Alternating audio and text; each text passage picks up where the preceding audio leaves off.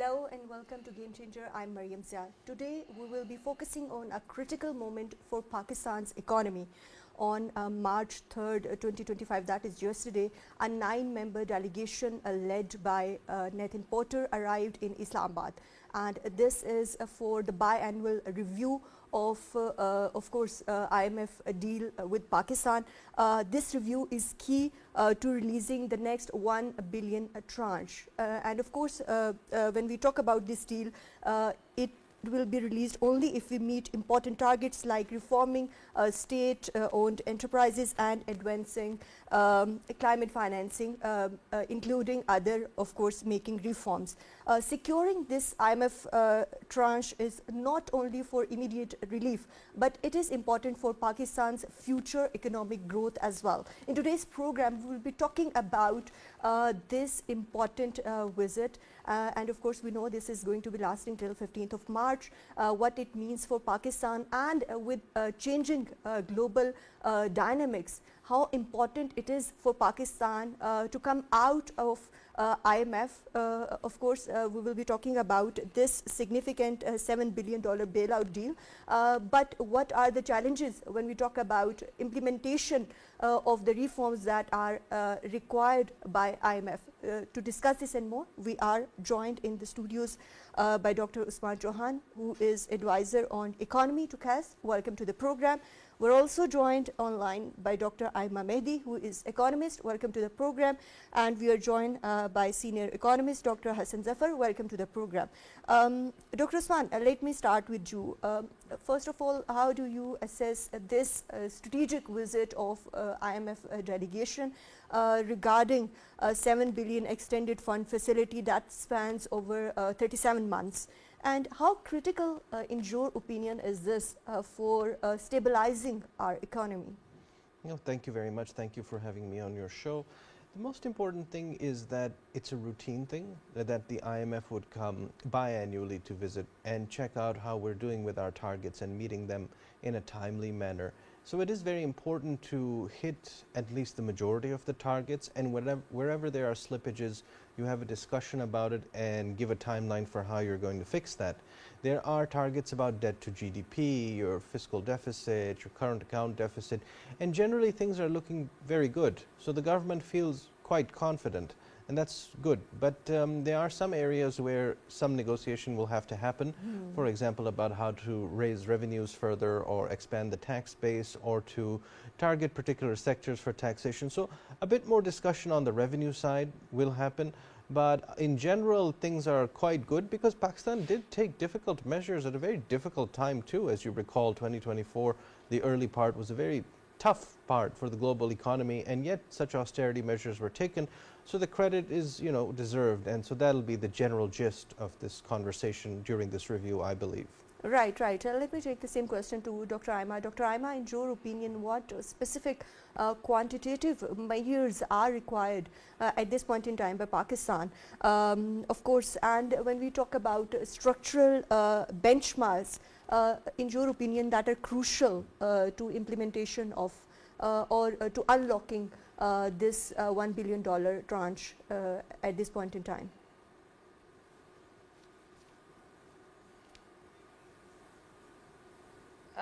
Such a comprehensive question.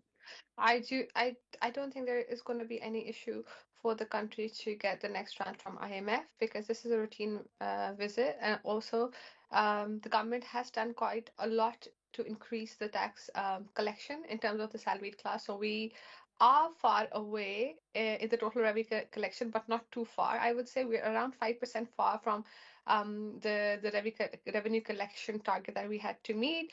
In terms of the numbers, and the issue is that we have only taxed our revenue class, and we've done some sort of policy making around filers and non-filers. Right now, IMF's main agenda is to take into consideration the real estate taxation, which is the most tax evaded sector of the country. So they are talking, like, for the 2 weeks visit, the first week is about the technical grounds of what's happening in the country, and the next 1 week is about the analytical policy making. So in the first 1 week, they're discussing about the real estate taxation, which the government has promised to make an authority which is called VERA, Real Estate Regulatory Authority, and whoever will evade tax will be fined or even put in the jail for 3 years, which I think is going to do some favor. The other thing is also about the letting agencies, the buying and selling apart from the real estate, and also the agriculture taxation sector. So these are the kind of things that IMF really wants to see, because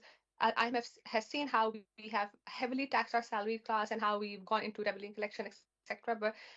But revenue collection still remains a big concern for IMF. So this is what the finance minister, etc., are talking. And IMF is also going to have talks on provincial levels with different budgetary associations, etc., to see how we can increase our tax base and how we can tax the sectors that have been evaded for a long, long time. So we're going to see tax in the real estate sector. We're going to see taxes in the agriculture production sector, which I think is good for the country in the long term. It might seem like a hard pill for now, but in the long run, it's a good thing because everyone will be equally taxed, or at least bought into the tax net.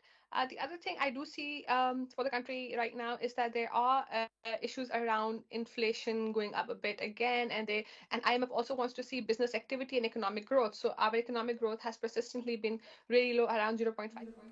Right, we'll come back to that point as well. But Dr. Hassan, I want to address the point of technical slippages that, of course, Dr. Aima also alluded to. In your opinion, given the reports of these technical slippages, such as agricultural taxation, how do you think these are going to be impacting this tranche compared to the previous IMF deals? Thank you very much, Mariam. I think Dr. Chohan and Dr. Aima have rightly pointed out that this is just a routine visit, and there doesn't appear to be any problem in releasing this $1 billion. As for the technical trenches that you are talking about, I think taxation is important, but probably is not the priority in the sense that this money that was released by the IMF, the idea was to focus on fiscal policies, which also includes taxation, structural reforms, and climate financing initiatives. So structural reforms we have seen have not been quite significant so far, but on the other hand, inflation has definitely cooled down. If we compare from the February of 24 to now. Last year it was 24%. Now it is around 1%, and the finance minister says it might go up to 2 to 3% in March. So these are the kind of projections that we have so far. But yes, the structural reforms remain a challenge, and there are other challenges too, because our GDP growth rate is not going up, and the expert opinion is when we push the GDP growth rate up, the inflation is going to go up, and that is the kind of balance that we need to achieve. Let's see how the government comes up with a plan to balance this thing. That if we want to increase the GDP growth rate, otherwise we have a growing population with the kind of unemployment that we have, we will definitely need to increase the GDP growth rate. So that remains to be seen, and I think that is the chief challenge at the moment for the government, that it should be able to provide employment, and it should be able to curtail the inflation rate or keep it at the minimum, at least where it is at the moment. Of course, Dr. Hassan is saying that macroeconomic indicators are showing steady rupee and inflation rate at 1.4%, a current account surplus of over $600 million, remittances exceeding $3 billion per month, and resilient exports. But how sustainable is this in the long term, or rather in the short term as well? This is a very good question. Dr. Hassan Zafar and I have been having very lively and spirited conversations recently. I fully agree with his assessment that things are looking good. As you have correctly pointed to, the remittances are strong and things look very good, but Pakistan is a country that is very much at the mercy of the tides of international volatility. The international volatility can certainly increase in the second half of this year, whether because there might be, God forbid, a conflict erupting or brewing or amplifying in the Middle East, whether it is because there is so much damage to the U.S. economy from the measures being taken by Trump, such as tariffs, whether it is because, God forbid, the U.S. decides to back out or gut further agencies that have an international impact, including the IMF possibly. And so there's so many moving parts to the world economy right now that we just can't see that far ahead. So we are always at the mercy of that, and if that sort of volatility happens and if that sort of disruption occurs, then Pakistan will be disproportionately affected, and we have evidence of that from how things panned out in 2022 and 23, where inflation shot up, and it was countries like Sri Lanka, Kenya, Pakistan, because we import a lot of our energy, because our exports are not large compared to GDP, because we have to rely on assistance from international institutions. These factors all make it difficult for Pakistan to be able to weather that storm. So my advice to the government would be to buffer those reserves and hunker down for the rainy days that might come ahead, which is very likely in this difficult and turbulent decade. And Dr. Aima, how do you weigh this temporary stability that is provided by IMF against the high cost of domestic growth at this point in time? I think I think as a country, Pakistan has really become an expert in soothing down things in real turbulent times. But the downside is that we lack the hindsight of making policies that are long term. As an economist, or as I mean, as any expert, you would see just relying on remittances. Remittances in Ramadan are high in any case. Any economy that relies on remittances just is a very meek sign of how the economy is growing, because people are generally relying on their relatives, etc., for or funds come from abroad to kind of sustain in the whole setup. The thing what Dr. Usman Jahan rightly said is that we are highly dependent on what happens in the foreign economy. I do see inflation in the ballpark figure of 5%, because US is going to be facing a lot of inflationary pressures due to tariffs, etc. China is doing a good job keeping things in Asia smooth, and its relationship with Pakistan is also quite good. So that's something that we're going to benefit from. However, whatever we are taking from the IMF is going towards stabilization and just to secure the bankruptcy which we were at the brim of. However, what is being invested in terms of trade sector, in terms of industries, in terms of climate finance is still a big question. And I do fear that even without GDP growth, which Dr. Hassan has mentioned, we might have an upward spike in inflation, because most of our the circular debt in terms of energy sector has been paid through by the tranches from IMF. So in the short term, we are fine with electricity, the debt we have in the electricity sector, we are fine. But in the long term, where do we see ourselves? Is it sustainable or not? And I think we have easy solutions for this if we go ahead with what's happening in Gwadar. We build our ports, CPEC, etc. Privatization of a few really sick industries, privatization would really help. And I think in the short term, it's fine just to stabilize our country from bankruptcy. But in the long term, I don't see any effort being put in over there. I would really like to see exports from, for example, agricultural sector. There's a huge demand in UAE and all the Gulf region. I would like to see like textile exports going up. I would like to see some sort of IT going up. And these are things that will really help us grow in terms of GDP, also become an independent nation without debt. So yeah, that's from me. Right, right. And Dr. Hassan, what's your take on this with Trump's second presidency changing the global geopolitics as well as economic order? How do you think this is going to be impacting Pakistan's long-term stability in terms of the tariffs that, of course, Dr. Swan earlier alluded to? And how does these external geopolitical changes are going to be impacting the restructuring that Pakistan is looking forward to?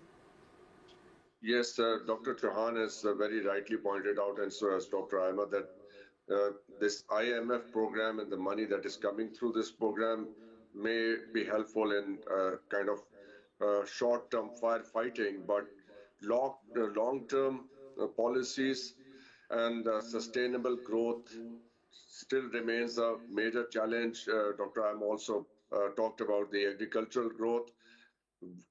We heard that Pakistan will need to import wheat this year worth $1 billion, which means that we are lagging behind in agricultural sector, industrial sector. We know is not performing very well. So growth, industrial and agricultural both remain a major challenge.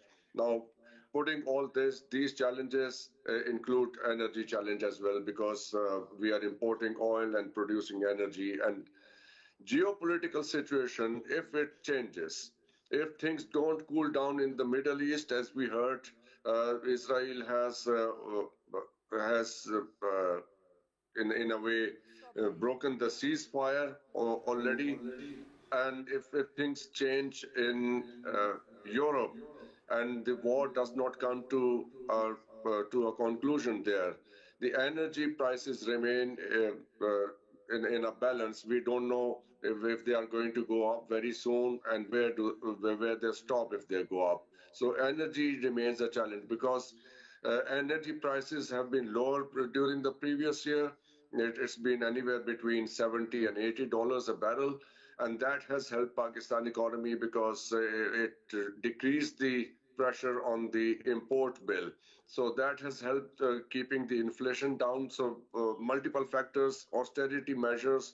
Uh, uh, I think the government has not been able to pay as much attention to the reduction of the government size as the IMF had demanded, and it remains to be seen whether they are still going to push the government on that front, that they should reduce the government size. There's no talk about it.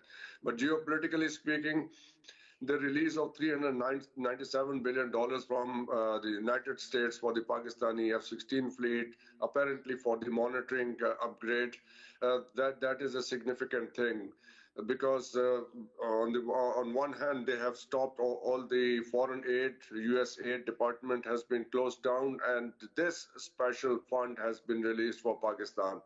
Shows that there is something on the horizon which we perhaps cannot see very clearly at the moment. And but we will have to see. We can just speculate that because your question is about geopolitics. USA has demanded Bagram air base from Afghanistan. They want to take the control back of it. So what does that mean? That Pakistan has a geopolitical situation to deal with on its western border again. So, but these are just speculations. We are not in a very good position to make a final comment on it. And we just have to wait and watch for that. But Dr. Usman, coming back to this point about external factors, of course, impacting Pakistan's economy, and keeping in mind the history, and we have discussed a lot of our discussions about this. What's your take on the context in the context of these, of course, dynamics that are changing every day? Do you think they are going to be more complicating the situation in Pakistan's economy? And also, I asked you last time as well, what are the lessons we can learn from past IMF deals that we can finally implement moving forward? Yes, thank you for this two-part question. The two eminent speakers have laid out some very important factors. I agree with what they're saying, and I would just like to add that there is an important element of day-to-day volatility, and we shouldn't fall prey entirely to such immediate turbulence, but rather we should separate the signal from the noise in the economy. And what that means is that we continue on the path towards the reform that is required and be as bold as possible, because we faced an economic situation as dire as ever in our history, and that gives us the political mileage and the sort of political space to decide to do things that were probably not possible before in terms of sacred cows. That is where your second question is addressed, I believe, where with the IMF, the most important lesson for us is that we need to fulfill a program through and through, not just to the IMF satisfaction, but to our people's satisfaction, in the sense of having an entirely different economic system that sheds the weight of a colonial, post colonial baggage and instead one that produces public value for the people. The sorts of reforms that are being done may seem unpleasant, but if they're taken to their fullest extent, you could have a totally different society and a totally different economy, particularly if you do things on reforming the energy sector, particularly if you mechanize your agriculture, particularly if you focus on the ability for people to start their own businesses, particularly if you are able to move energy across the country in a more efficient manner, having different modes of transport to do that. If the IMF program is the impetus for doing all those things, then Pakistan has all the endowments and resources to be entirely self-sufficient and in fact a net exporter, a surplus exporter to the world for many, many things. Right, right. And Dr. Aima, when we look at, of course, climate financing, in your opinion, how different is this going to be when we look at 2013 or 2019? When we look at this IMF deal, and how do you compare it to the previous deals like in 2013 and 2019, and how do you think that the demands of IMF with focus on Pakistan contributing at least 1% of its GDP to green financing is going to be implemented?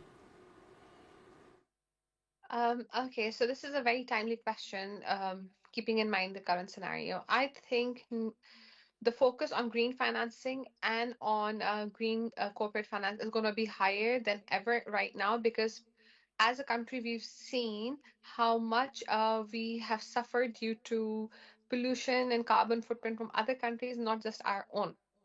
Right now, if I talk about the agriculture sector, why has our agriculture output gone so low? Year on year, it was going down, but in the last 5 to 7 years, it has drastically decreased. And one of the reason is deforestation and lack or untimeliness of the rain, and that is because that has caused our water table to really go below the mark.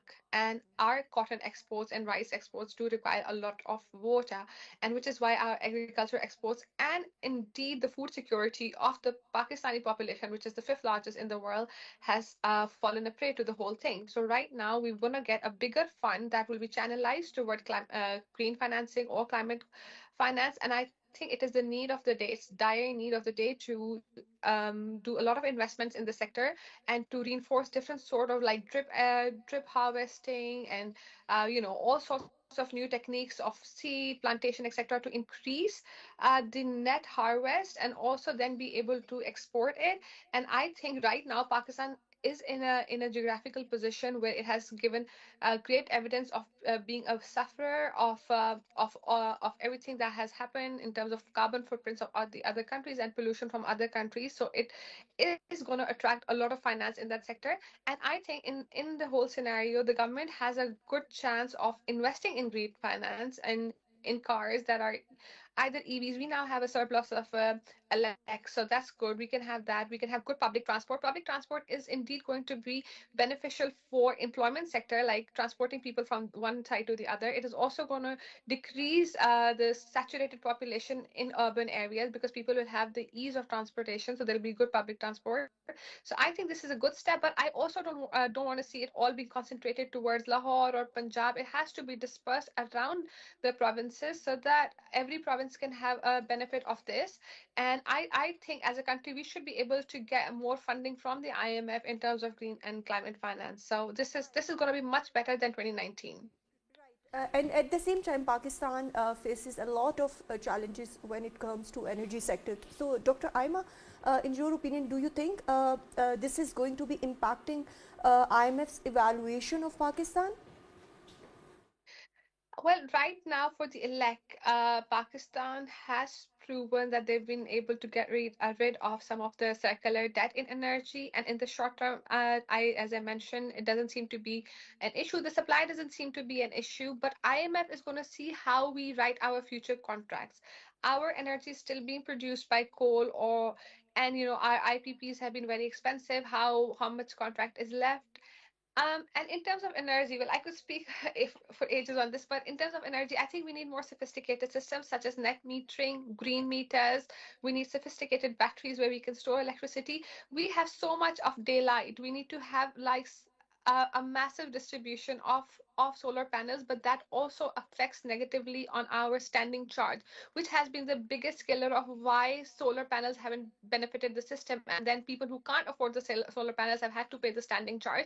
So we need a net metering system where the excess energy goes back into the system. So I think there is some lack in the sophistication of the energy system networks and in the energy price controls because it's such a monopoly.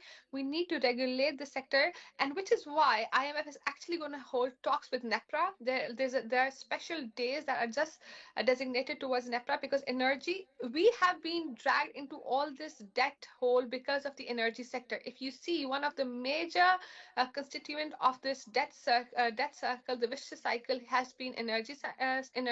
So NEPRA and IMF are going to hold very important talks where we're going to discuss how we can have a net metering system, how we can deal with the standing charge and solar panels at the same time.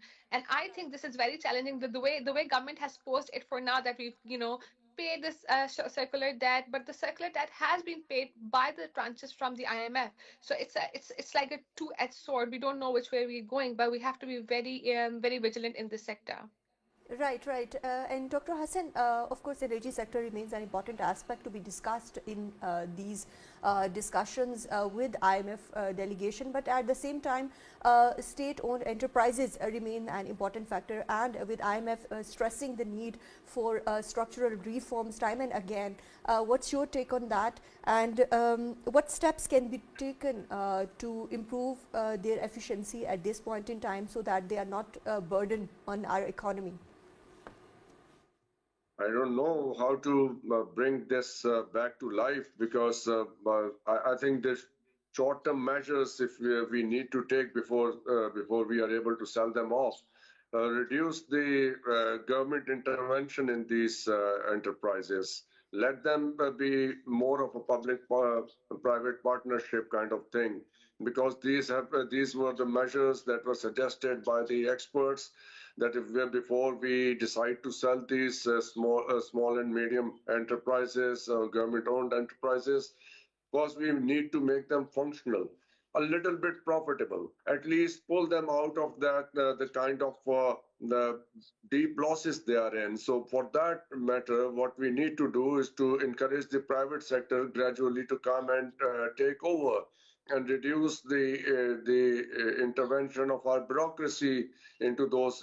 At least stop making top appointments from the bureaucracy in these businesses, which have been a very attractive postings for the government officers so far, because they are very lucrative. So for that matter, I think there are there are bodies available. For example, if we Ministry of Trade and Commerce can involve the business groups in our major business centers, for example, Sialkot, Faisalabad, Karachi, encourage business people to come and invest in these areas and form some boards to run these enterprises and withdraw the government footprint from these businesses. So, but this cannot be achieved overnight, but it is doable if they are willing to do that. But the challenge does remain that how to keep holding them and keep them out of any kind of serious losses, because if they remain in loss, who is going to buy them? We saw what happened with PIA last year. It was a ridiculously low bid that was offered. But so if that remains the situation, but thankfully we heard that the current PIA administration was able to make some drastic changes, restore foreign routes. So if that is the kind of thing, if the business is going in profit, it is easy to sell it out. Otherwise, who is going to buy these dead elephants? So that remains a challenge. It's a two-edged sword. You cannot keep them in a total loss or a perpetual state of loss and keep feeding them from the public money. And if they are in profit, you will have to stop the temptation of holding them on forever. So the minute they start going in profit, that's the time to sell them off. A burden on Yes, Pakistan's please. economy. Dr. Usman, what's your take on this when we talk about state-owned enterprises? What, in your opinion, can you tell us two, three steps that we can improve the efficacy of these enterprises so that they are not a burden on the economy, and it is easier if we have to sell them out?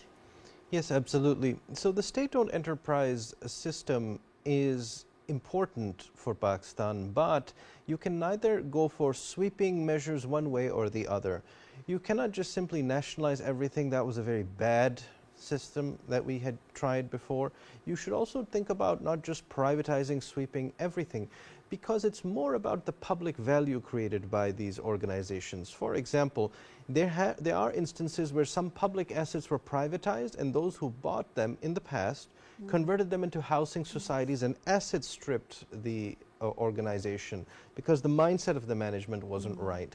Similarly, when you've nationalized, you've just filled in institutions with political appointees all the way across the hierarchy, and it becomes a white elephant. So neither of these sweeping approaches works well. Instead, you can do a targeted thing, noting a few factors. The first is that some state-owned enterprises will always run losses, but they have an important public character.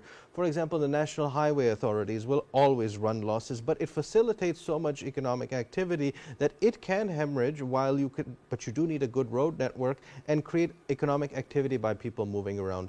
At the same time, there are organizations that do generate a profit, and you probably do want to have at least some input into how they regulate certain things. For example, OGDC is profitable, but you probably do want to have a voice in there about how things are regulated and what prices are set and how your oil and gas works in the country. In the middle are many bulky and outdated, overrepresented organizations that probably do need to be privatized, and that's, I think, where our focus is. For them, you do have to get a good price, you do have to do something that reflects the book value of the assets, and then you also have to depoliticize them, so whatever management comes in is efficient and cares about the character of the organization rather than, as Dr. Hassan correctly pointed out, their own personal lucrative interests within that enterprise. Right, right. And now, Dr. Usman, let's talk about the need for technological reforms with IMF pushing for stronger budget execution and digitalization of the public financial management system. What technological reforms should be given a priority to ensure fiscal transparency? It's more of a political question, and I think the IMF's pressure gives us the room to be able to enact it. But basically, you're trying to put technology in ways that add transparency and accountability. So it's basically technological accounting, which is very, very good. There are many vested interests which want to control more than they should the power of the purse and how things are dispersed. Further down the hierarchy you go, the nastier it becomes. And so the more important thing is that if you have these controls that are then set through, that you can see how things are being spent, it cuts the margins of rent extraction that these political interests would have. So in the long run, if you do have such technologies, these positions automatically become less lucrative, which is a good thing because it means that targeted spending can be accounted for, and then you would know how things are being spent. You would then, in a democracy, be able to articulate that it should be spent this way or that. And so things do improve in countries which have, and my PhD was on this area as well, on budget execution through technology. So it is very important to have these, and I'm a strong advocate of having the technological basis for accounting in society.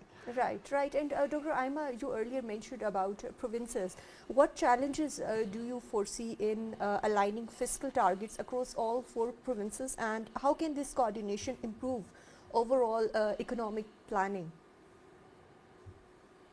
Um, well, the fiscal the fiscal revenue and the fiscal expenditures in the four provinces differ quite a lot, and we've seen that over the history. It's happened since partition.